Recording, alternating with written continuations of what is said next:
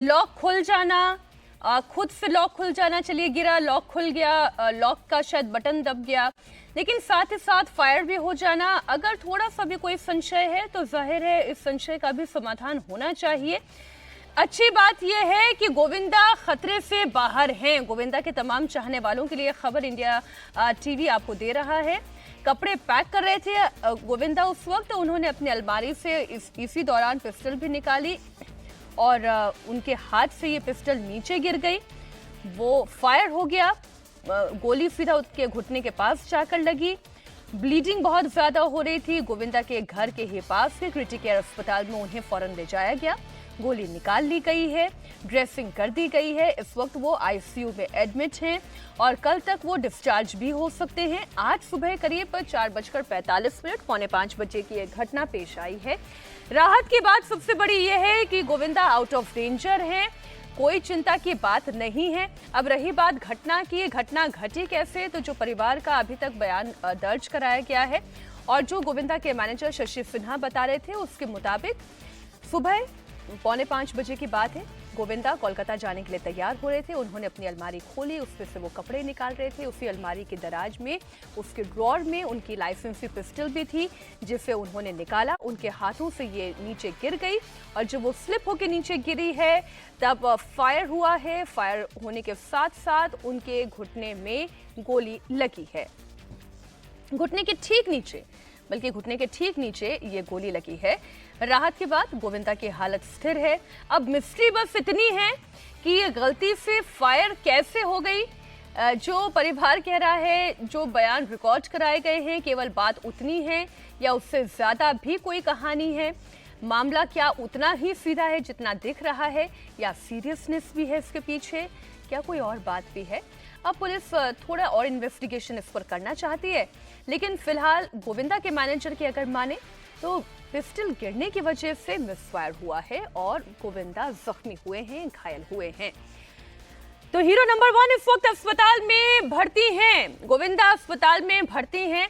अब देखिए, आप लाइटर नोट पर ये कहें या फिर संजोग कहें, देखिए अखियों से गोली मारने वाला गाना कितना मशहूर हुआ गोविंदा का, लेकिन आज उनकी ही अपनी पिस्टल से जब ये मिसफायर हो गया तो ये कितनी चिंता पैदा करने वाली बात भी हो गई कि वो तमाम लोग जो लाइसेंसी पिस्टल अपने घरों में रखते हैं उन्हें क्या क्या सावधानियां बरतने की जरूरत है, इसे समझना चाहिए कि जब आप कोई लाइसेंसी पिस्टल अपने पास रख रहे हैं, बुलेट को अलग रखें, पिस्टल को अलग रखें। सबसे पहली जो सुरक्षा की जिम्मेदारी है वो तो यहीं से शुरू होती है और उसके बाद यदि वो लोड भी हो गई है तो फिर आप उसे लॉक लगा कर रखें। उसमें सुरक्षा लॉक होना चाहिए। सुरक्षा लॉक नहीं था या वो गिरने के वक्त वो सुरक्षा सेफ्टी वाला जो वो लॉक था वो बटन दब गया और इसलिए वो अनलॉक हो गई पिस्टल, ये थोड़ा सोचने वाली बात है। और इसी दौरान ये मिसफायर हो गया। ऐसे कैसे पिस्टल नीचे गिरी जिससे वो फायर सीधा उनके पाँव के पास जाके लगा, ये देखने वाली बात है। और कौन से एंगल में लगा है इससे भी बहुत कुछ समझ में आएगा, वो तो पुलिस की तफ्तीश में ही सब सामने आएगा। हम तो केवल कयास लगा सकते हैं क्योंकि इससे ज्यादा इन्फॉर्मेशन अभी तक बाहर आई नहीं है। लेकिन दिनेश, गोली किस एंगल से जाकर लगी है पाँव में, उससे भी समझ में आएगा कि ये मिसफायर है या कहीं ऐसा तो नहीं कोई टारगेटेड फायर है। दिनेश, लेकिन जांच की ये बात है। पुलिस से हमारी बातचीत हुई, उनका कहना है कि गोली जो है उनके पैर को लगी है और वो घुटने के नीचे लगी है। तो ऐसे में क्या ये मिसफायर ही था या फिर कोई और इसके पीछे वजह हो सकती है, तो इसके पड़ताल जो है पुलिस कर रही है और इसके हल तक तभी पहुंचा जा सकता है जब तमाम बयानों को दर्ज कर लिया जाएगा। खास तौर पे जो लोग उस समय वहां पर मौजूद थे उनके बयान में वो क्या क्या चीज़ें कहते हैं। एक जानकारी जो उनके पीए द्वारा दी गई है वो एक सच है। इसके अलावा पुलिस जो है वो खुद जिन्हें गोली लगी है गोविंदा, उनका भी वो खुद डिटेल बयान दर्ज करना चाहती है ताकि हर एक पॉइंट तक जो उनके मन में सवाल है उन तमाम सवालों के जवाब मिल सके।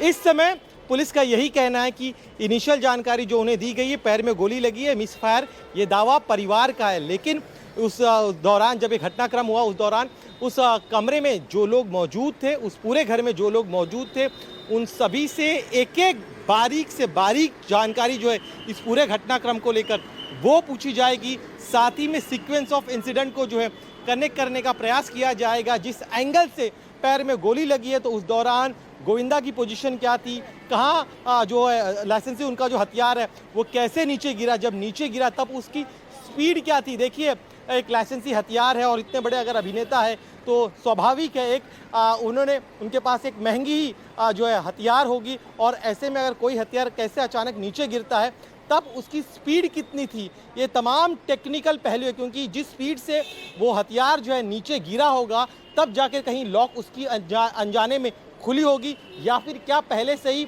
चूंकि वो क्लीन कर रहे थे ऐसे में क्या लॉक करना वो भूल गए थे, ये एक सवाल है। साथ ही में फायरिंग को लेकर कि अगर कोई पिस्टल जो है वो नीचे गिर रही है तब अचानक से ट्रिगर जो है वो कैसे दब जाता है, तो ऐसे कई सारे सवाल हैं जो सभी के मन में, और इन्हीं तमाम सवालों के जवाब को तलाशने का प्रयास जोन 9 की टीम करेगी, डीसीपी दीक्षित गेदाम की टीम करेगी।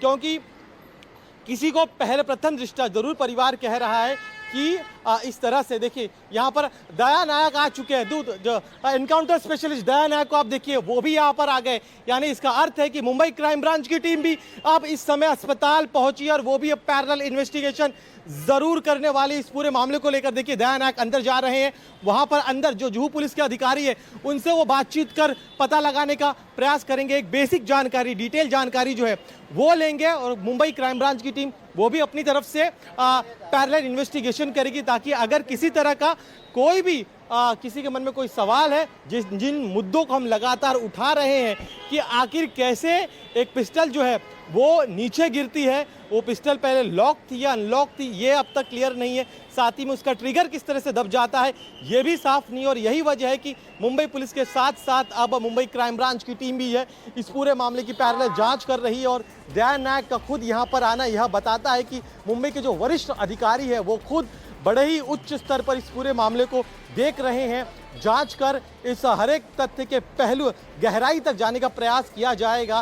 क्योंकि शिवसेना पार्टी सत्ता में, अगर उनके ही पार्टी के एक नेता के साथ इस तरह की घटनाक्रम होता है तो एक बड़ा अभिनेता तो है, इसमें कोई दो राय नहीं है, लेकिन सत्ताधारी पार्टी के स्टार कैंपेनर भी है, महाराष्ट्र विधानसभा का चुनाव आने वाला है, वहां पर भी उन्हें कैंपेनिंग करनी है, तो ऐसे में एक इतने बड़े स्टार के घर में इस तरह से सुबह सुबह इस तरह का एक घटनाक्रम हो जाना, कई सारे सवाल हैं, इन सवालों के तह तक जाने का प्रयास जो है वो पुलिस द्वारा किया जाएगा। कई वरिष्ठ अधिकारियों से हमारी बातचीत हुई, उनका कहना है कि जो तथ्य बताए गए हैं, जो शुरुआती जानकारी मिली है इस पूरे मिसफायर को लेकर, उसे सुबह कल रात के घटनाक्रम से लेकर आज उनके पुलिस को जब जानकारी दी गई इस घटनाक्रम के बाद का, तो इस पूरे समय के दौरान क्या क्या हुआ, गोविंदा कब घर पे आए थे, सुबह कितने बजे उठे, उठने के बाद उनका वो क्या क्या कर रहे थे, और जैसे कि उनके पीए ने कहा कि वो कलकत्ता जाना था, कलकत्ता जाने की तैयारी कर रहे हैं, तो ऐसे में सुबह उठने के बाद जैसे कि हम जानते हैं कि वो पूजा पाठ सबसे पहले करते, करीब 1 घंटे तक पूजा पाठ करते, उसके बाद जो है